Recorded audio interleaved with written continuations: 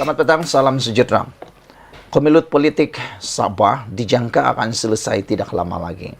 Ditambah pula dengan pengesahan daripada Haji Jinor sendiri berkaitan dengan terbentuknya jemaah kabinet baru yang dijangka akan angkat sumpah pada hari ini atau esok. Saudara, ramai orang yang menjangkakan mula mencaturkan siapa Ketua Menteri Sabah yang baru. Adakah Haji Jinor akan sendiri letak jawatan dan melantik orang lain menjadi Ketua Menteri tanpa kita sedari? Adakah dia akan letak jawatan? Saudara-saudara, sebelum saya mau bacakan beberapa andaian dan beberapa spekulasi yang menjadi buah mulut kepada rakan-rakan pemerhati politik yang lain, juga netizen di Sabah, sila tinggalkan komen kamu. Adakah Anda mahu supaya penyelesaian segera kepada kemelut politik Sabah ini dapat dilaksanakan dengan segera? Dan adakah Anda mahu supaya tiga orang ini yang berebut nak jadi Ketua Menteri ini, yaitu Bung Mukhtar Radin, Haji Jinor, dan Safi Afdal, patut tolak saja daripada menjadi Ketua Menteri? Pada pendapat saya, oleh kerana tiga inilah yang sentiasa bukan berebut tetapi sentiasa menjadi buah mulut di dalam pertempuran politik di Sabah. Apa kata kalau tiga orang ini undur diri daripada menyertai atau menjadi ketua di dalam pentadbiran Sabah? Haji Jinor pun jangan jadi Ketua Menteri, Bung Mukhtar pun jangan jadi Ketua Menteri, Safi Afdal pun jangan jadi Ketua Menteri. Bagi orang lain, kita tengok apa jadi. Sebab kalau pendapat saya, kalau Safi Afdal akan menjadi Perdana Menteri, pasti Haji Jinor akan kejar lagi. Kalau Bung Mukhtar jadi Perdana Menteri, Safi Afdal pun mungkin akan kejar lagi, dan Haji Jinor juga akan kejar lagi. Jadi saling kejar-mengejar, saling tumbang-menumbang, saling tak puas hati, saling tarik-tarik sokongan, lama-lama tertarik. Macam pantun lah pula. Jadi, apa kata?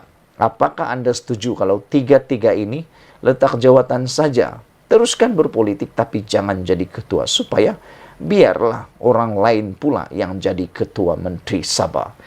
Oke, saudara-saudara. Ini antara spekulasi yang dijangka berlaku dalam kabinet Sabah. Yaitu mereka jangkakan Haji Jinor akan tetap menjadi Ketua Menteri Sabah. Namun demikian akan ada rombakan besar-besaran dalam kabinet jemaah kabinet baru ini.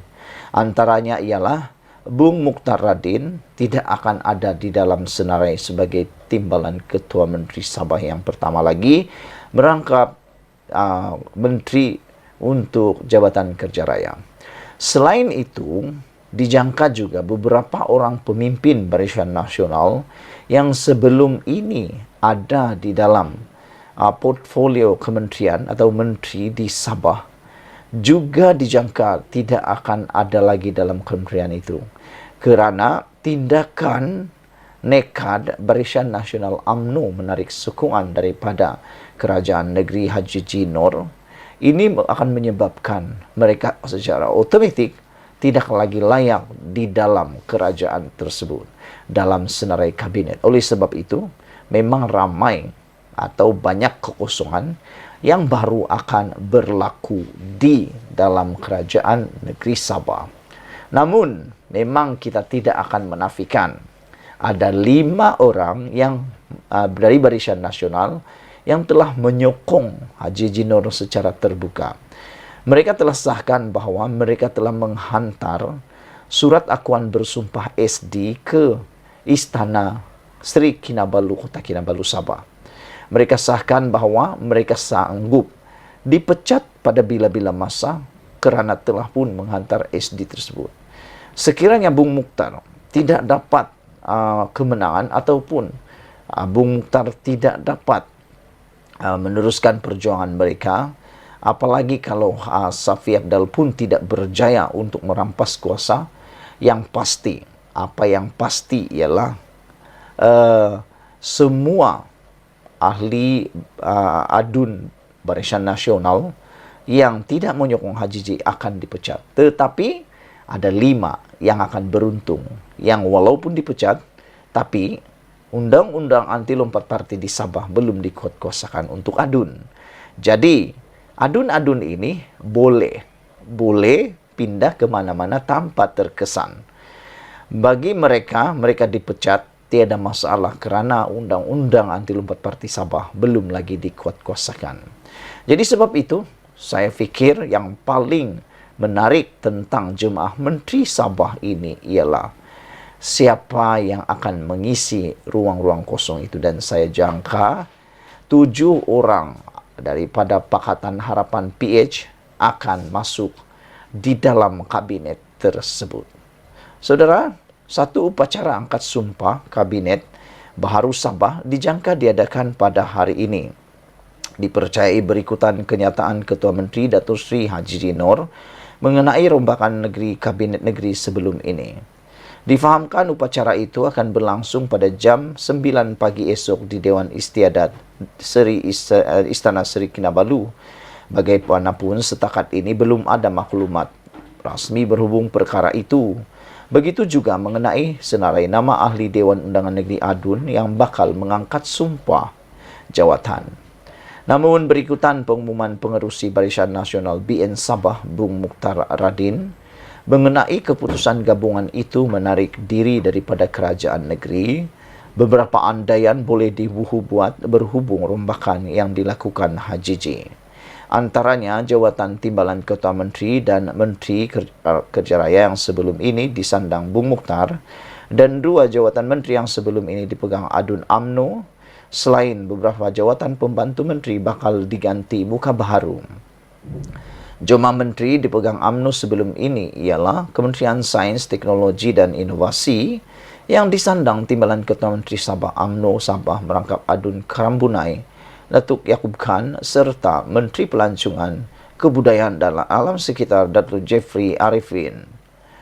Bagi jawatan pembantu menteri yang membabitkan Pembantu Menteri Pembangunan Luar Bandar Datuk Harun Durabi, Pembantu Menteri Belia dan Sukan Datuk Andi Muhammad Suraidi Bandi, serta Pembantu Menteri Kerajaan Tempatan dan Perumahan Datuk Muhammad Hamsan Awang Supain. Difahamkan, beberapa adun UMNO kekal memegang jawatan, iaitu Menteri Pembangunan Masyarakat dan Kesejahteraan Rakyat Datuk Insinyur Sahelmi Yahya, Pembantu Menteri Keuangan Datuk Jasni Daya serta Pembantu Menteri Pertanian dan Perikanan Datuk James Ratib. Ada kemungkinan juga 5 adun UMNO yang menyokong HJJ bakal mendapat jawatan baharu dalam Kabinet Negeri. Selain itu, difahamkan beberapa daripada 7 adun Pakatan Harapan PH Sabah juga antara yang bakal mengangkat sumpah jawatan masing-masing. PH Sabah dibawa masuk ke dalam kabinet negeri itu berikutan sokongan mereka kepada kerajaan negeri yang dizahirkan kepada HJJ. Kemungkinan juga seorang adun DAP bakal dilantik sebagai timbalan Ketua Menteri bagi mengisi kekosongan kota jawatan untuk mewakili masyarakat Cina atau bukan Bumi Putra. Ini paling menarik. Seorang timbalan Ketua Menteri daripada DAP. Ketika ini, DAP mempunyai 4 adun, iaitu Datuk Frankie Puan, Pong Jinze, Tan Li Fuat dan Jani Lasimbang. Di samping itu, pengerusi PH Sabah, Datuk Christina Liu, juga dijangka diberikan portfolio dalam Kabinet Negeri mewakili Parti Keadilan Rakyat PKR.